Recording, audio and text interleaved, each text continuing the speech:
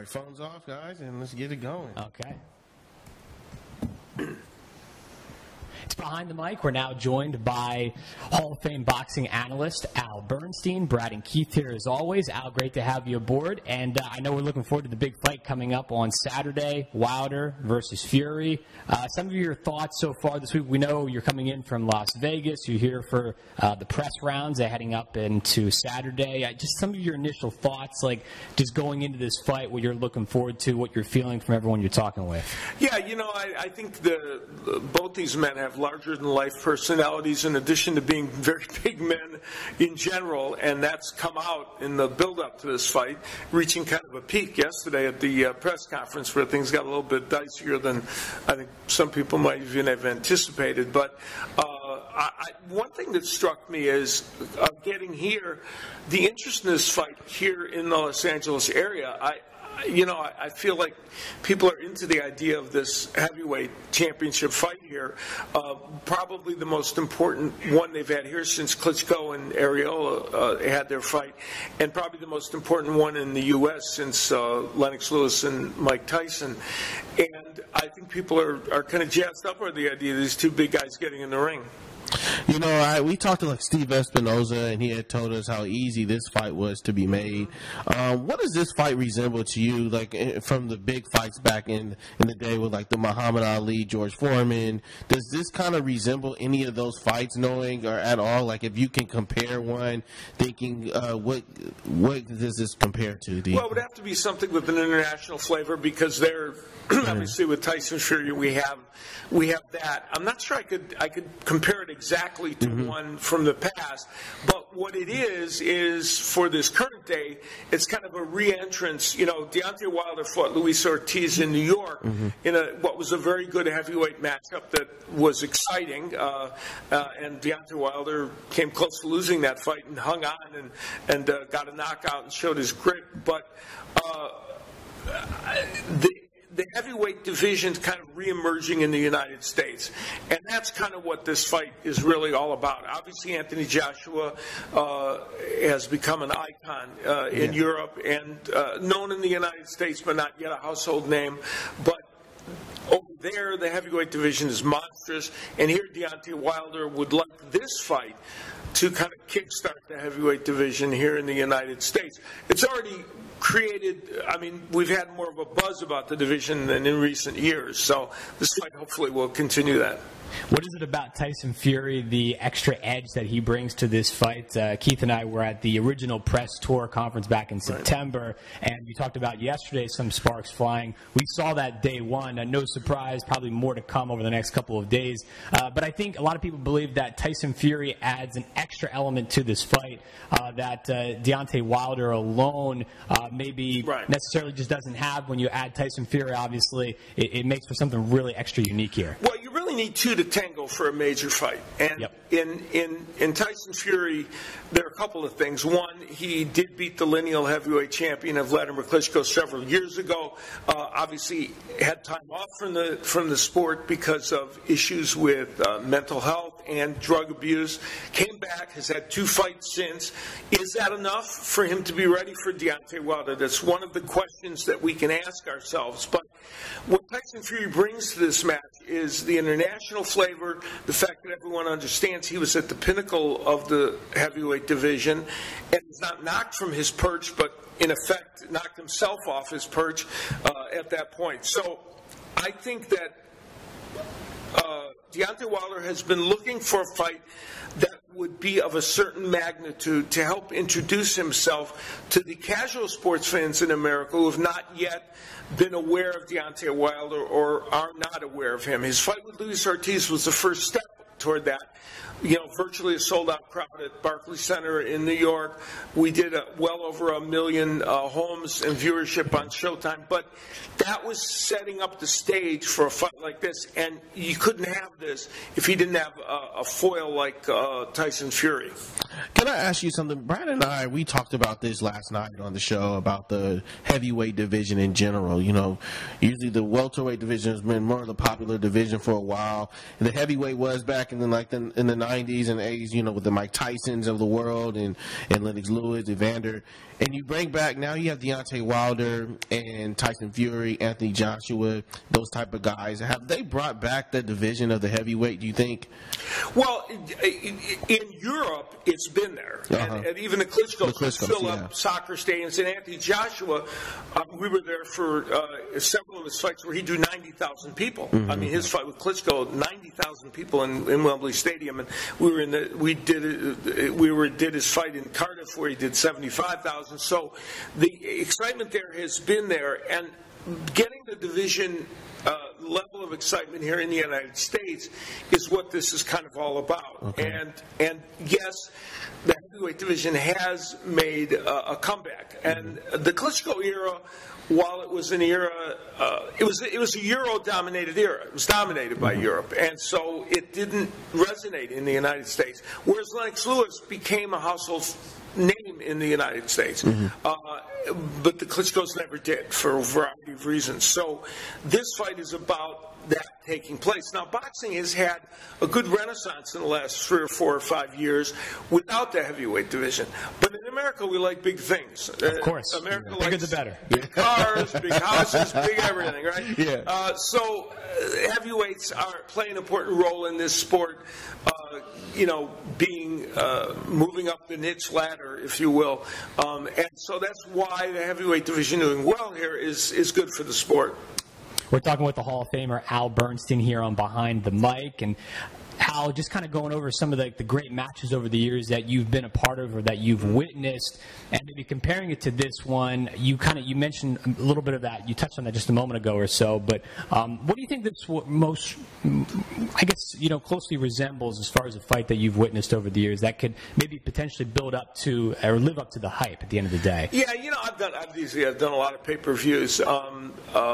In going all the way back to Hagler-Duran in 1983, which was the first pay-per-view I ever did, and then many in between, some of them involving heavyweights, including the first Holyfield-Bowe fight, which was pretty extraordinary. And I think this one, it's hard to compare, but what I think this fight is one that brings with it so many questions, and when pay-per-view fights have many unanswered questions around them is when I think they're the most interesting. And in this case, our questions about Fury and his layoff, and did he get enough fights on the way back? Wilder's never fought a fighter taller than him, and he's doing that, which I think is a significant point. And it also, Wilder's never fought someone as clever in the ring or Wilder's never fought anyone as clever in the ring as Fury, and brings as many weird dimensions. Usually when Wilder's in the ring, he's the most unconventional of the two fighters. Not necessarily so in this case. So I think from a this is a hard fight to put in historical context yet, because we don't know whether it's going to be the stepping stone to something new more in the heavyweight division, or how it's going to play out as a piece unto itself. Here's another point. Everybody's talking about the winner taking on Joshua. Yeah. If Tyson Fury wins, there's an immediate rematch that could be ordered. That's fascinating. Which is intriguing. Yeah. Right? Yeah. So even that, let's say they create a really exciting fight, and Tyson Fury wins. You see a rematch. Let me ask you this then, because also I was thinking about this last night. Draws. There's a lot of things that happen with the draw. You know, you saw that happen with Canelo, Triple G, and then they had a rematch and they fought again. Does the draw kind of hurt the sport in a way? Like, do you think that if it was, back then it was 15 rounds, but if it was 13 rounds, that it would kind of, you'll have less draws in the game, and does it kind of hurt, do you think? Yeah, I do think draws in general it doesn't serve anyone's purpose when there's a draw. You can get to a draw, of course, and you're right. Maybe 13 rounds is the difference to get to those places. Draws are interesting because sometimes it depends, and the irony is a draw can be seen so many different ways. We often see it rewarding somebody for not losing. We often see it as a terrible result because somebody should have won. Mm-hmm. There's a whole different way to look at that. I always go into a fight really hoping there won't be a draw. Yeah. You know, it's like football. You know, you can stub a tie in the NFL, right? You know, right. No one wants to see that. No one wants to see that. You really don't want to see a tie game. You hope that no matter what happens, you can stay away from that. Yeah, and I'm just in general, if a draw does happen, which I hope it doesn't, but if it does, is there an automatic? If it does, you know, we're going to blame you for bringing it up. No, not that one. I'm personally responsible now. I'm sorry. You're going to have to own this. I'm going to own it. But what happens next is will it have to be? It'll have to be a rematch because then you can't move on to Joshua. There might be, right? Yeah, I think if there was a draw, you'd more likely see a rematch between these two fighters. It wouldn't be contractually obligated to do because Wilder would keep his title, and but I think you'd most likely see that. Which is possible. It's not out of the realm of possibility because, you know, if Wilder is going to win this fight, most people tend to believe he'll do it by knockout. But many people believe that Fury is likely to win it, or if it were to reach something like a draw, you know, obviously we'd go the distance. So it's not impossible for that to happen. What's one thing you'd like to see added to boxing, whether it be something tinkering with matches or something that maybe used to be in boxing that's not here anymore? What's something you'd like to see that maybe mix up a little bit? The best thing for boxing, of course, would be fewer champions in each weight division. You'd want one champion. Mm-hmm. As Ray Mancini once said when he was lightweight champion, Harry Arroyo, who was from the very same town as him in Youngstown, had another world title, which led Ray to say, how many worlds are there? You know, so you have all these world titles. That would be a key thing. I think that more than anything, that's where I think boxing loses a lot of the casual fans because they don't know. We like to know, as sport fans, we like to know who's the champion. The only sport that's been able to weather not really giving a true account of who is the champion was college football. And even they felt so much pressure that they had to act in some way. And even if the playoff system is slightly imperfect, at least it's a system that people can get on board with. I got to ask you this, just to switch gears a little bit. You know, another fight you guys are covering, Showtime, is Manny Pacquiao, Adrian Broner. And that fight's about to happen in 2019, of course, next year. My question basically is, do you think this fight in general, do you think Manny's been talking about fighting Floyd. Do you think that that's a good fight for him to go back and fight Floyd, knowing that, look, what happened last time, it wasn't great for fans, they didn't like it, but we know that when a Floyd Mayweather fights, everybody's going to watch, right? But do you think that's a wise thing to do? And let's say Manny does lose. You think that fight's off the table and Adrian Broner should go ahead and fight? I mean, obviously Pacquiao's trying to fight Broner with a path toward Mayweather. Mm-hmm. Mayweather doesn't seem to want to stay retired, so and clearly he and Pacquiao, while they would most likely not do the kind of business they did before, it would still be as you say, people will watch. It's just the environment we're in, and I think Pacquiao sees this Broner fight as his way forward.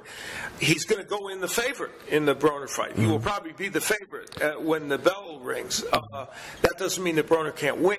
If Broner did win, they might try and create a scenario where Mayweather and Broner would fight. It would be fascinating because, you know, you'd have two people that many people root against as much as they root for. So it would be fascinating to see how that would play itself out. But, you know, Pacquiao clearly sees that as his path.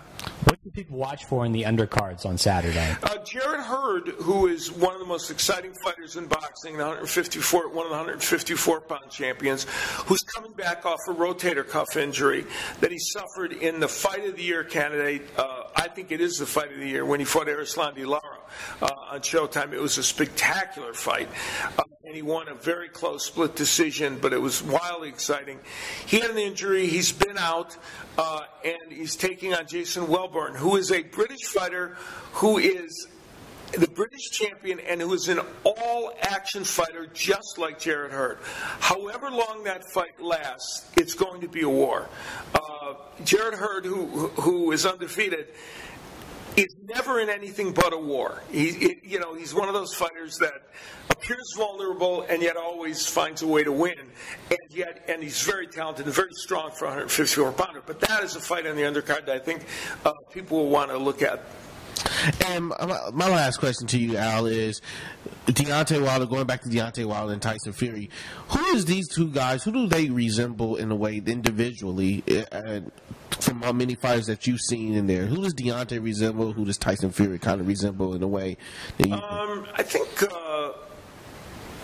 Tyson Fury would have to look to a big, tall, heavyweight. In some ways, this is going to sound odd, but because of his, we've had the prototypical big, tall heavyweight that came on the scene since Lennox Lewis. So he resembles all those people, whether it's Lewis or Klitschko or all those people that would jab you and want to nail you with a straight right hand. That's been the kind of the mantra for big, tall heavyweights in this era. Even Vitaly Klitschko, Vladimir's brother, they want to use their height and their reach and nail you with big right hand. Now Wilder doesn't resemble those people in terms of his technique because he's much more unorthodox. And Tyson Fury it's interesting because he has that same demeanor because he's a big, tall heavyweight, but he's very different in that he's much more tactical. Follow him on Twitter at Al Bernstein, of course, the Hall of Fame boxing analyst for Showtime Television. We're looking forward to Saturday, Al. Should be fun. Definitely, right? Al, who do you have? Well, I don't like to predict the fight I'm announcing, so I'll demur on that one. But I will say the likelihood is that if it's a knockout, Fury or Wilder is likely to win. If it's a decision, Tyson Fury has a better chance. You get an A for effort. I know, that's right. Hey, you know what? You made the effort, but I cannot answer on grounds that may tend to incriminate me. Al Bernstein. The Fifth Amendment, which we may see more of in our country in the near future. Did I say that? Al, we appreciate the time, man. Thanks so much for coming on today. Take care. Take care. That was awesome. Thanks, All right, Al. very good. Nice to see you guys. Man, you're out.